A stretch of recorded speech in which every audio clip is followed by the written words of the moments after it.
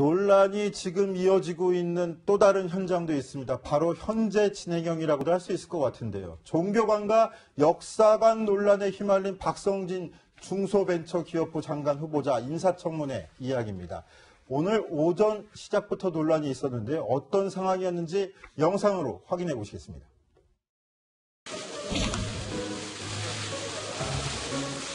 후보자께서는 선서하시기 바랍니다.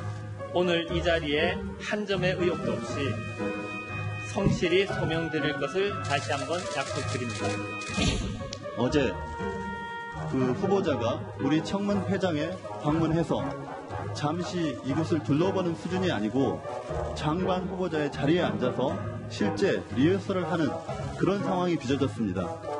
어떻게 이런 상황이 있을 수 있는지 위원장님께서 실제 이런 상황까지 허가를 해주신 적이 있습니까?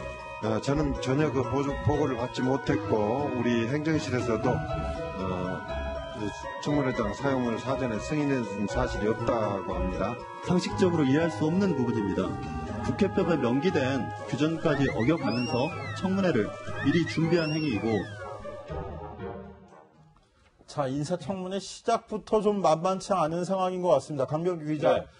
사전 승인도 없이 무단으로 저 청문회장에 들어와서 사전 리허설을 했다? 이 논란인가요? 네, 그렇습니다. 청문회에 임하는 후보자의 자세치고는 상당히 이례적이라는 반응이 나오고 있는데, 뭐 보통 졸업식, 입학식 같은 것처럼 이렇게 리허설이 없는 청문회인데, 지금 사진에 보시는 것처럼 그 청문회가 열릴 그 회의장에 하루 전, 그러니까 어제 오후 3시에 들어와서 이렇게 앉아보고 시선 처리도 확인해보고 관계자와 저 지금 후보자석에 앉아있는 저 파란 셔츠 차림으로 앉아있는 사람이 바로 박성진 후보자인데 이게 오늘 인사청문회가 열리고 있는데 어제 찍힌 사진이란 말이죠? 네, 그렇습니다. 근데 이제 국민의당 송금주 의원이 좀 문제를 삼는 것은 이게 그 해당 그런 상임위, 그러니까 뭐 중소벤처기업 그 위원회, 그 위원장의 승인이 없이 그냥 무단으로 들어와서 지금 저렇게 리허설을 했다는 거예요.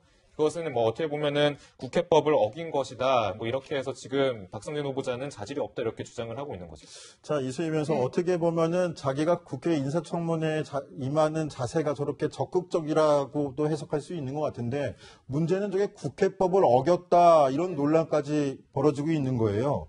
과거에 이런 일 보신 적 있어요? 뭐 예행 연습이 나쁜 건 아닌데 왜 굳이 저 장소에서 할 생각을 했을지 그 박성진 후보자나 그 부처나 좀 딱한데요.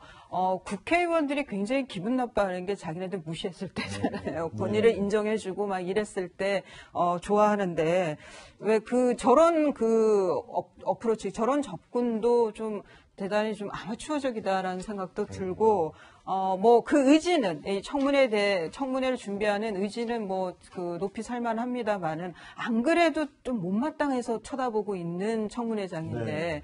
굳이 저런 좀 뭐 구설도 아니고 저런 뭐 규정을 어겨가면서 굳이 저렇게 했어야 했나 저는 좀 정무적 감각에 대해서 아쉬움이 있네요. 예. 저도 뭐 사실 국회를 오래 출입하면서 청문회를 많이 겪어봤는데 저런 모습은 처음 봐서 저도 궁금해서 박성진 후보자 측과 직접 통화를 해봤는데요. 이렇게 해명을 했습니다. 한번 들어보시죠.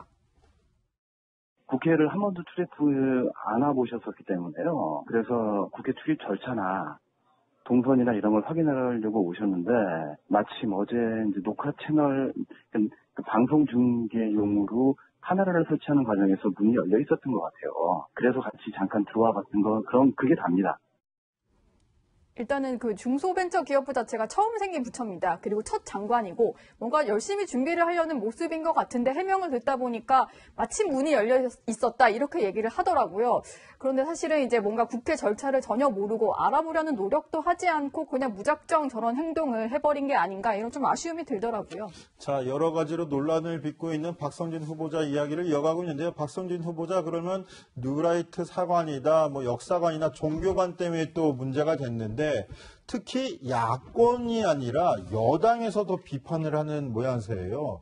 청와대에서는 뭐 그동안 박성진 후보자 행보가 생활 보수다 이렇게 설명을 하는데 도리어 오늘 청문회에서는 어떤 모습이었습니까? 네, 일단은 그 민주당 의원들조차도 상당히 뭔가 질의를 하기가 난감한 이런 모습을 많이 보였는데 일단은 권칠승 더불어민주당 의원이 이런 얘기를 했습니다. 일단 인사청문위원으로서 상당히 곤혹스럽고 또 차라리 내가 질문을 하지 말까라는 생각이 들 정도로 많은 어려움을 겪고 있다 이런 얘기를 했는데 일단은 뭐 본인의 어떤 이제 뭐 민주당 정부 여당 입장에서는 청와대가 내놓은 후보자인데 뭔가 자신들이 감싸주기 힘들 정도의 어떤 보수 성향, 뉴라이트 역사관 논란 이런 게 나오니까 사실은 아무 질의도 하고 싶지 않은 이런 곤혹스러움이 청문회 현장에서도 많이 드러난 모습입니다.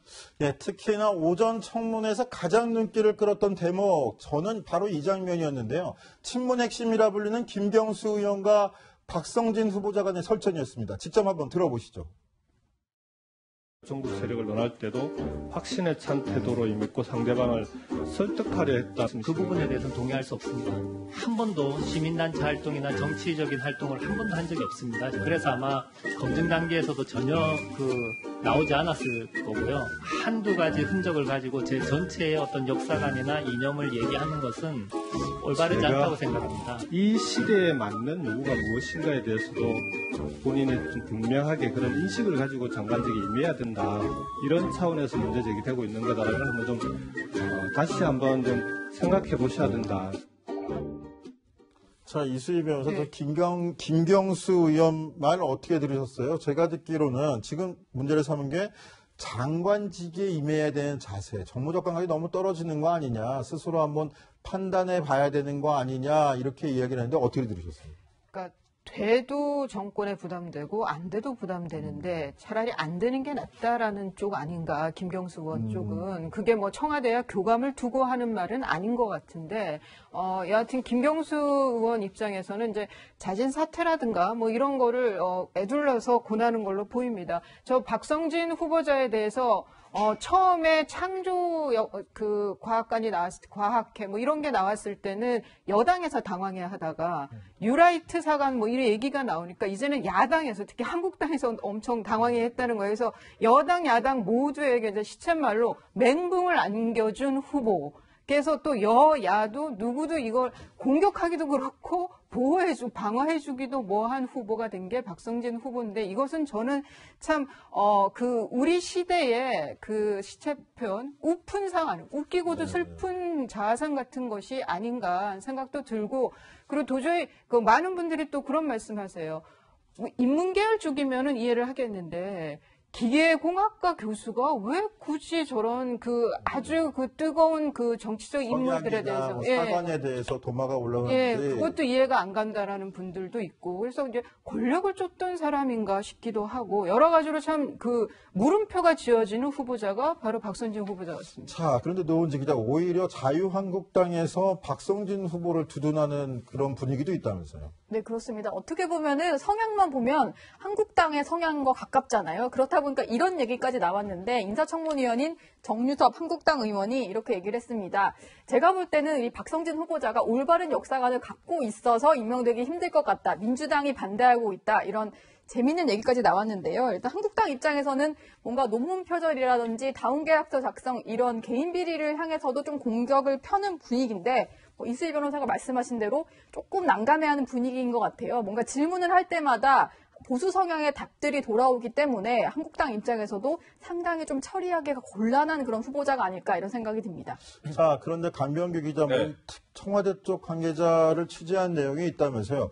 박성진 후보자의 대안도 없다 이런 얘기가 나온다는데 취재 내용은 좀 알려주시죠. 여야도 당황스럽지만 그걸 추천한 청와대도 상당히 난감해하는 분위기인데요. 왜냐하면 박성진 후보자가 지금까지 검증을 거친 27번째 후보자라는 거예요. 잠깐만, 그러면 중소기업 벤처부 장관 후보자로 27명이나 청와대가 검증을 했다는 겁니다. 예, 중소벤처기업부 장관 후보자를 26명이나 검증했고 박성진 후보자가 27번째 후보자라는 거예요.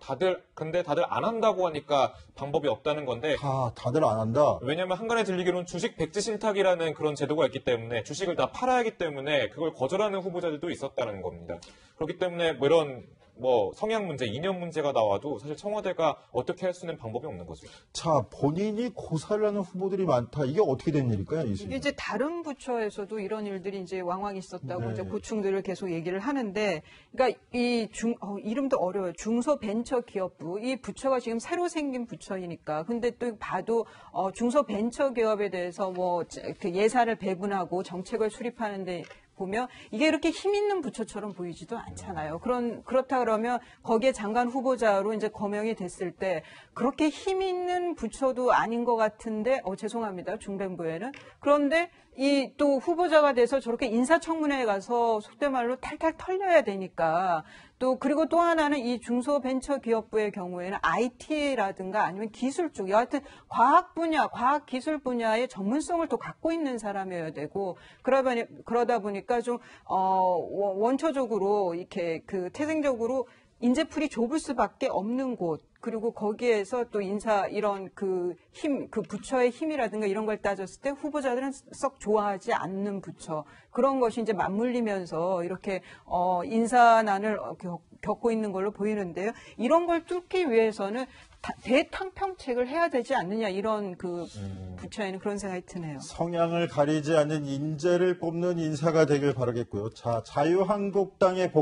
복귀하자마자 김희수 헌재소장 후보자의 낙마.